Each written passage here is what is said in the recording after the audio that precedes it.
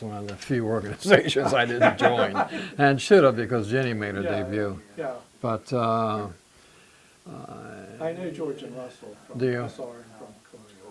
Or I Yeah. should say I don't know them. In other words, I see them all the time in the sales. do you? Okay. Did you know Bobby Robertson, my other cousin? Robertson. Robert E. Robertson. I don't think I've. All right, he's dead. He died a couple of years ago, 2 or 3 years ago. Yeah, well, and there the similarity ends, I guess, but quite. We were George and Russell and Edward were brothers. I see.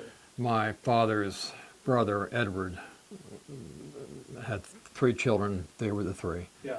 and then my dad had a sister, Yeah. Mary, who had Bobby Robertson, who was essentially my age. I see. I'm the oldest one of my generation. Well, that's not true because there was another sister Uh-huh. who committed suicide, and her daughter was older than I am by a bit. But we're all pretty close. We all see each other at events, but my problem is I'm so far away, I'm kind of detached from Right. Baltimore, which really just displeases me quite a lot Yeah, because yeah. it's my home and it'll always be my home, but I haven't really been a part of things. I was very active in the Sons of the American Revolution. Yeah, that's where we met. Yeah. You were at a dance or Yeah. something. I used to run the oratory contest. Ran that for 16 years. Say his name, Yeah. his Yeah. title, his relationship Sure. to the Mhm. story, and spell his name. too, Sure. please. Mhm. Yeah. What do you want? Your water? Oh, you want to hold that? Okay. Yes. My title. What is my title? Or relationship to the story. Okay. Yeah. We'll go from there. First, if you'll just state your name and spell it. Benjamin Preston Rich, Benjamin Preston, Preston, Rich, Rich. And your affiliation with the story? With the story, I'm a Baltimorean who had parents and family who were contemporaries of Wallace Warfield Simpson and had some stories to share with me about her over the years. Okay. Sliders? All right. Press, can you tell me the story again of Mary Bond being coerced into dressing up like a man along with Wallace to gain entry to the Maryland Club? And could you tell me that story? And Quite an imbroglio. okay. Mary and Alice were the sisters of the mayor of Baltimore, James H. Preston. And Alice was an Oldfields friend of Wallace Warfield. Mary was a younger sister. Mary and Wallace were friends. Alice, who was Wallace Warfield's peer in age and contemporary, were not quite as close as Wallace and Mary were. But Alice and Wallace were, I think, in the same class at Oldfield's school or academy. That was, I think it was 1910, 12, 13, something like that. But Mary is the one who was pretty close to Wallace. Mary was a belle of Baltimore. She made her debut quite a few years after Wallace and my Aunt Alice.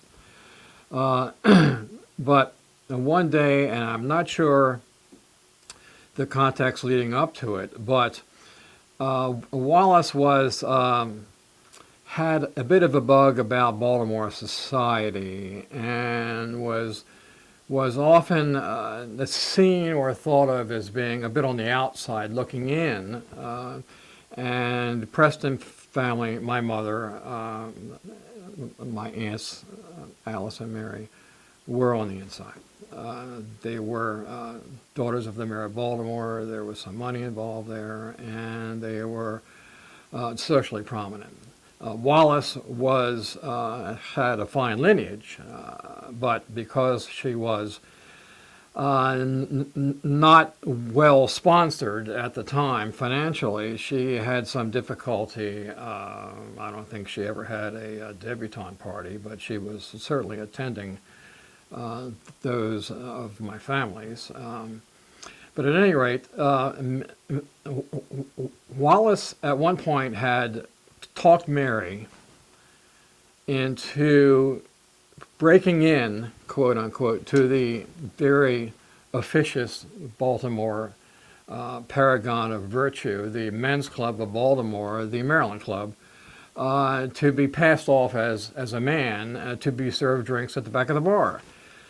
And Mary would never have gone along with this. I don't know how she did, because Mary was quite demure and not as extroverted as Wallace was. But she did. And I think that Mary finally conceded, and they planned to pull off this event.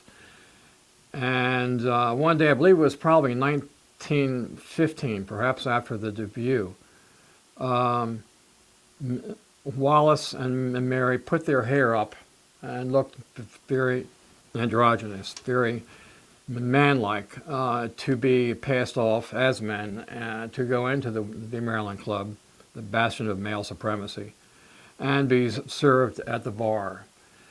And I don't know the specifics of it, but I do know that they were successful. And my mother told me that Mary was scared to death the whole time, but Wallace took the leadership. And Wallace and Mary went up on a weekend. This was on a Saturday, to the Maryland Club. How they got there, I don't know. But they went past the doorman and somehow were sufficiently masqueraded to pass muster of the doorman. And got into the Maryland Club, and at that point made their way to the back of the club and were served until they were recognized, apparently by the bartender, as being of the female gender, and they were immediately shown the door. But they made it all the way in, and they were served, and they were forced out. But the interesting part of it is that in the paper, of course, at that time, Wallace Warfield was, no one really knew who she was, but everyone knew the Preston family because of Mayor Preston was mayor at the time, in fact, from 1911 to 1919. And in the News American of, I think it was Sunday or Monday, the headline said, Mayor's daughter and friend shown door at Maryland Club. And of course, we all know the friend was Wallace Warfield. But she was not mentioned as such. She was just the friend of the mayor. And that kind of sets the stage for Wallace's presence in Baltimore at the time. She really was not known. She wasn't recognized by the society, by Baltimore society. And of course, it became a great scandal because here the mayor's daughter, a very prominent family, was caught violating one of the standards of Baltimore, which was the Maryland Club, and violating one of the standards by being admitted there as a woman and being served. And it did not augur well for the mayor's campaign, I can say that. So, but yes. Can we pause a moment? When he described what Mount Vernon was like back then, was that really, and before we start, are you filming right now? I just started, yes. Okay. What I'd like for you to do is talk about what Mount Vernon was back then. Can you possibly give me a description of what Mount Well, Scott, I wasn't there. Right. In 1900. Who lived there? Yes, Was sure, that truly sure. still the sort of, I can tell you the stories that I had heard from my family about it, but of Okay. course I'm a little too young to give you a bird's eye view from 1910 Right. or that era. So I'll But, ask the question this way to you. Preston, who lived in Mount Vernon at that time? Can you give me a profile? Well, I can tell you that my grandfather lived right off Mount Vernon Square. Mount Vernon Square, obviously, well, not obviously, but it is a cross between Charles Street North and the South, and Monument Street East and West. So it's a bit of a cross. My grandfather lived at 820 North Charles Street, which is in the Mount Vernon Square area. It's right on the square, in fact. But they had a home that was built by William Key Howard, Francis Scott Key's uncle, I believe. And I know a lot about Mount Vernon Square through the mayor and through my family, my aunts and uncles, and the things that happened at the time. But I know, for instance, in 1912, Baltimore had a Democratic National Convention in Baltimore. And a lot of the affairs, the social events especially, were held at the mayor's mansion, which was 820 North Charles Street. And I know that in attendance, my mother would frequently tell me stories about the people who would come and go during that time from the mansion. But during the convention, I think President Wilson, William Howard Taft, Teddy Roosevelt, William Jennings Bryan,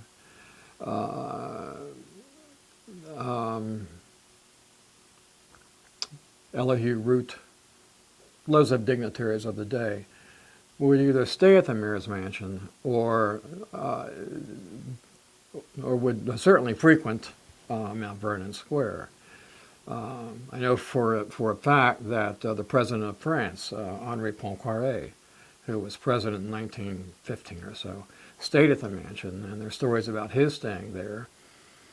Of course, William Jennings Bryan stayed as well, and Ignaz Paderewski, who was president of Poland, actually taught my mother how to play the piano in that mansion on Mount Vernon Square. And Gorin and Scheidwald, the bridge experts, would stay there and teach my grandparents how to play bridge. But these were the kinds of situations and events that would happen on Mount Vernon Square a little after the turn of the century. For instance, my aunt, all of my aunts and my mother made their debuts in Baltimore. And of course, back in those days, making your debut before the Baltimore Bachelor's Cotillion was quite the thing to do. And in fact, if you didn't, you weren't really a part of that echelon of society. And I put this in quotes now because I'm talking from a 2012 point of view. Things are quite different today. But then you really had to follow certain guidelines, and most of those guidelines required some money and some prestige. And one of them was if you were a girl, 18 years old, making your debut before the Baltimore Bachelor's Cotillion. Now, there were Bachelor's Cotillions all over the country, especially in the South, which were even more formal. But Baltimore was very much, it was a requirement in Baltimore if you were to be anything to make your debut. Alice and Wallace Warfield were both in the same class at Oldfields, and I think although Wallace couldn't afford to make her debut, or she wasn't properly sponsored, she did attend Alice's debut, my Aunt Alice Preston Carrington's debut in 1914. And it was held at the Jacobs House, which is now the Engineers Club in Baltimore. And the Jacobs House looked very much like my grandfather's home, 820 North Charles Street. The space was about the same, all the woodwork, quite opulent for the day in the 1890s framework of the robber baron era. And Mother often told me stories about Alice's debut, in as much as one thing I recall was that they had ice sculptures brought in from France, from Paris, that were floor to ceiling, that were brought in steamers and iced up in the hold of the steamers. And when they arrived, they had partially melted, even though they were cased in ice. But there were at least a dozen of them in the ballroom at the Engineers Club, or the Jacobs House, which were avatars of African animals and wild birds, but they were huge. And you couldn't even replicate that today. but that's what people went through, the extent that they would go through. But Wallace was at that particular debut of Alice Preston Carrington in 1914. I don't know much about what she did there or what she said, but I know that she was there, and I know that it was attended by 3 former U.S. presidents, and also Jennings Bryan was there as well, and the famous Baltimore, the editor of the Mercury, Scott, help me with that. He was the editor of the Baltimore Mercury, very famous. I'm trying to think of. You're talking about the Sage of Baltimore? Yes, who who was that? was the Sage of Baltimore? The German, he's German. Yes, I can't think of his name, which aggravates me because he actually lived in the mayor's mansion for 2 years with my grandfather. I'll find out. Hold on. Daggone. That Anyway, drives he me was crazy. there as well, Yes. and he actually stayed at the mayor's mansion for 2 years and spent summers there. And my grandfather also had a summer estate called Castle Haven in Choptank on the Choptank River outside Cambridge. He stayed there as well, as did William Jennings Bryan. But these were the people who would frequent the Mount Vernon Square at the time of the day. And back in those days, you also need to remember that City Hall, Baltimore City Hall, was just being built. As a matter of fact, it had just gone up. So most of the political meetings were actually held in the mayor's home and in the governor's home, and a lot of the political events and social events centered around the politician's property. Mhm. So that's why we had so many people of prestige coming in and out of that house all the time, and a lot of political meetings there as well. As a matter of fact, during the convention, the Democratic National Convention of 1912 in Baltimore, it's the first and last time the Democrats ever had a convention in Baltimore. As a matter of fact, we still have some gallery passes. I just gave one to the mayor of Baltimore in a ceremony just last year. But in that Democratic National Convention, Alice Preston was the social director of the convention, and Wallace had a hand in that. Alice was telling me that she and Wallace worked together. One of the few times that they really reached out to one another, because they weren't terribly fond of one another, although Mary Bond, Alice's sister, and my mother's sister were very close.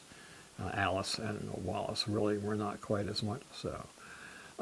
But Alice, and also Alice Roosevelt Longworth, that the 2 Alices of the day were the social chairs of the Democratic National Convention in Baltimore, and they did an awful lot of work to oil the gears and make that as successful. I mean, today that would be unheard of, but back in those days you actually had a social context to the political settings. Would that be also because maybe Wallace's stepfather was Freeman Raisin, wasn't he? He was, that's right, her stepfather was Freeman Raisin. And he was very much in. I think John Raisin is Is it John Raisin? I think it's John, yeah. But I do recall that he was very much in politics. John Raisin and my grandfather were very close friends. Right. And my father reached out to all ethnicities, and that truly made him a Democrat. Yes. Back in the day. And yes, and that may have been contributing to that. But Mount Vernon Square today is starting to kind of look like the Mount Vernon Square of old. It's kind of restored. The one thing I'd like to see done is a refurbishment of Preston Gardens. My grandfather built an area at the end of St. Paul Street, cleared out the bottom of Jones Falls and built what is now Preston Gardens, but has fallen into disarray. I'd like to see that restored the way Mount Vernon is now. Okay, well, what we'll do is we'll pick up again on some of these questions. Okay, and so we'll pick up on these questions again, and then we'll just get short, just a little bit shorter on them. Mm-hmm. More like, if you will, So I'm rambling. No, you're not rambling. They're just sound bites. Are we off? Yeah. Preston Gardens have been refurbished by Mayor Rollins this year. I am rolling, so whenever you're ready. All right. Press, would you again talk about what Mount Vernon was back then? Was it indeed the seat of society in Baltimore? Sure, Scott, it was. Mount Vernon was probably the home to more dignitaries on the eastern seaboard outside of New York City than probably any other town or city in America at that time. For instance, when my grandfather was mayor. Excuse me one moment. We'll pick that up again, and I beg your pardon. Just look at me Mhm. when you're telling the story. It's going to come across so Okay. wonderfully All because right. the camera's set up to where it's like when you're looking at me, Okay. it's like you're looking at the camera, like the camera is Okay. a person. So Okay. I'll start the question. Mhm. Preston, could you tell me about Mount Vernon? What type of people lived there? Was it indeed the seat of society back then? Well, Mount Vernon Square at the time was the heart of Baltimore wealth. Anyone who was anyone of the day, moneyed or of political presence, lived in and around Mount Vernon Square. People would frequent of note, such as President Wilson, Teddy Roosevelt, William Howard Taft, H.L. Mencken, William Jennings Bryan, Elihu Root, the Garrett family, Hutton family, all those who were anyone of import in that era would frequent Mount Vernon Square and would be involved in events in some of the private homes there, the Marburgs, all living around Mount Vernon Square. My grandfather lived there as well, Mayor James H. Preston. And we'll cut there, and I'd like you to pick up that wonderful sentence you said earlier.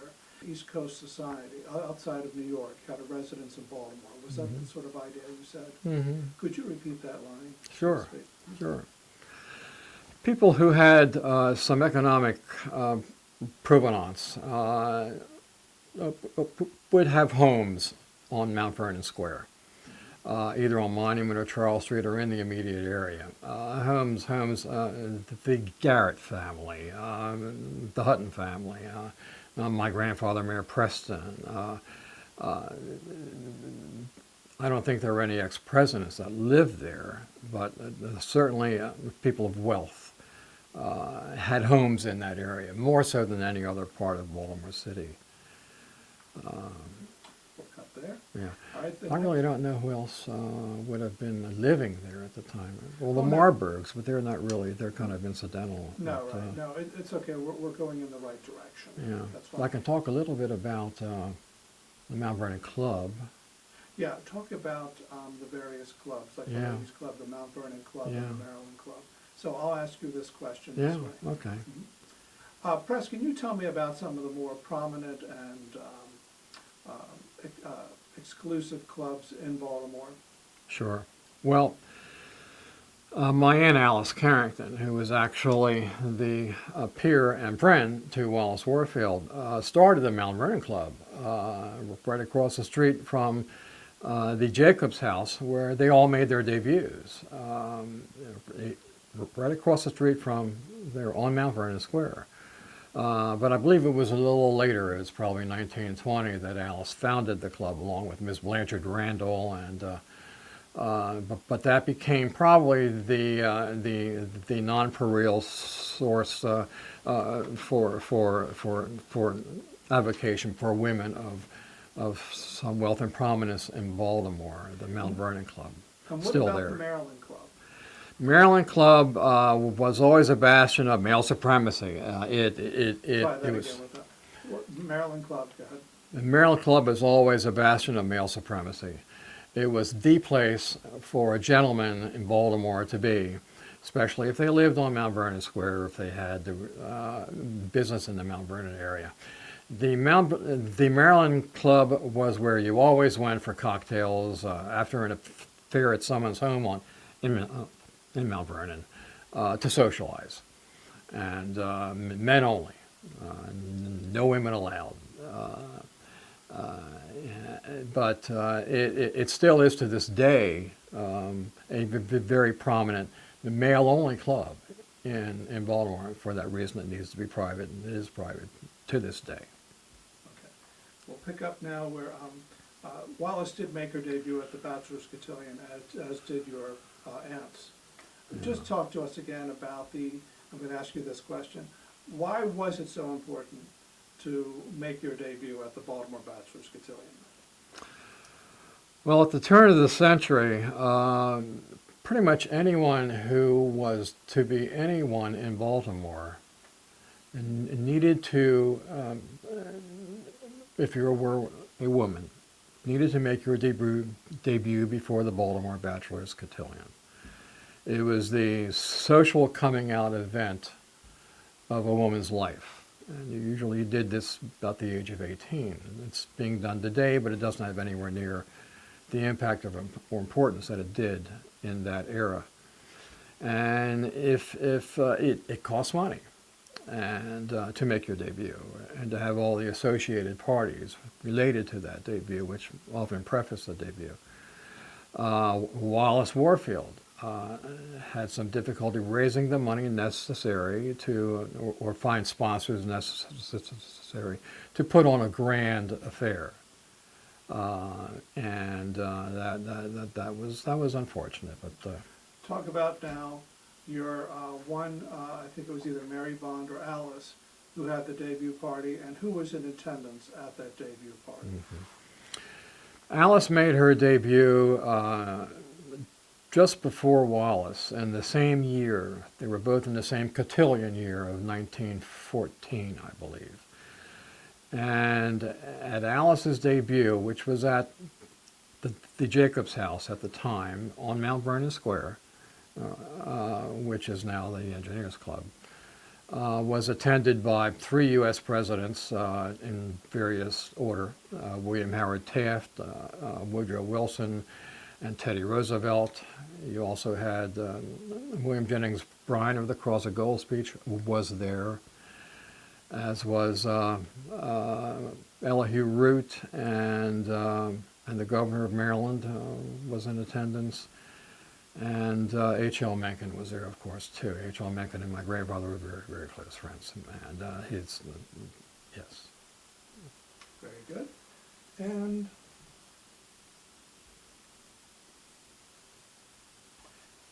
let's have that story again. Mary Bond to dress up as a man. Okay, and this time look at in you. this kind of a way, just as if you were just saying, Scott, I got this story. My Aunt Mary Bond was coerced by Wallace to dress up like a man. They went into the club. They got through, that kind of thing. Just, a very informal sort of, if you know where I'm coming from. Preston, could you recount the story for us about how your Aunt Mary Bond and Wallace were shown the door at the Maryland? Well, we were just Okay. Are we good? Press, will you tell me the story again about how Mary Bond was coerced into dressing up like a man along with Wallace we into were, the Maryland we were Club? just talking about the Maryland Club, in fact. Yeah, that was the scene of an imbroglio in about 1915. Alice Carrington and Wallace Warfield were very, very, well, I won't say close friends, because they really weren't. They knew each other, intimately well. But Wallace and Mary Bond, Alice's sister, were very close, and Mary Bond was probably 6 years Wallace's junior and Alice's junior. And Wallace was very envious of Baltimore society, very wanting to get involved, and was a bit pushed out because she didn't have the funding or the sponsorship necessary. So she was always trying to get involved. Anyway, she had talked Mary into going into the Maryland Club, which was a male club, and causing a scene. Kind of a thumbing your nose, if you will, at Baltimore society, and God only knows why Mary would go along with it. So she was, in a sense, Mary was in a sense coerced to do that. But they planned it for several weeks, as I understand, and the story was told to me by my Aunt Alice, that they put their hair up and looked as men would, and tucked it up underneath of male hats and looked very androgynously, had an androgynous look with suits on, and went in to get access to the Maryland Club and get served a drink at the bar. And why Mary would have gone along with this, I do not know. She obviously did not do so voluntarily, but I think that Wallace somehow talked her into it. I don't know the context of how that happened, but I do know they went in there. They went to the bar. They first went to the door of the club and somehow got past a doorman who was there. And this was all in the papers of the day, too, by the way. And made it into the back of the club. And at the time, in the Maryland Club, the bar was in the rear. And they made it all the way to the back of the club and were sufficiently camouflaged to be accepted as men and were served at the bar. Shortly after, I think the bartender discovered that there was a fraud going on and showed the two of them the door. But they didn't make it any got served. So the next day in the paper, I believe it was the Baltimore News American, there was a headline in the paper that said, Mayor's daughter, which would have been my Aunt Mary, and friend shown door at the Maryland Club. And of course we know now the friend was Wallace Warfield Simpson, the Duchess of Windsor, who at the time was not known at all in Baltimore. But the mayor's daughter, of course, was. And it was quite an embarrassment to the mayor's family to have that reached. Although it was a News American, not the Sun papers, it was still an embarrassment. Was Mary Bond allowed to associate with Wallace after that? Now, Mary Bond had trouble getting back in the house after that. She was ostracized, shall we say, a true Auslander, for a good while. And Try that again. I interrupted you. I'll ask you the question again. Was and you'll just say Mary Bond was. So I'll say, was Mary Bond in a lot of trouble after that incident? No, Mary Bond was in deep trouble after that. She was hardly even allowed back in the house for a while. Yeah. That's fine. Okay. And then again, I love the idea of how you talk with your hands when you say mayor's daughter and friend shown door at the Maryland Club. Can you do that for me? Okay. And of course, the following day, I think this happened on a Saturday, but it might have been on a Sunday or Monday, in the on the headline of the Baltimore News American for that day said, mayor's daughter and friend shown door at the Maryland Club. And of course, that was the ultimate embarrassment for the family. And no one knew at the time that the friend was, well, they knew it was Wallace Warfield, but Wallace Warfield meant nothing back then at that time. But that was the embarrassment. Pick up also, if you could, Wallace coerced my Aunt Mary Bond to dress up like a man. That's a negative spin. Do you want that? Oh, well, how about, well, no, it's fine. It's where Wallace. I thought you were looking for something positive Yeah, here. but I mean, they're funny stories. All right, This okay. is her being real, like, you know, Okay. this is a cute little story. Okay. So, not coerced, but Wallace, you know, talked my aunt into a little, you know, prank they were going to pull. To say, Wallace talked my aunt into dressing up like a man and going into the Maryland Club. Can you do that? Okay.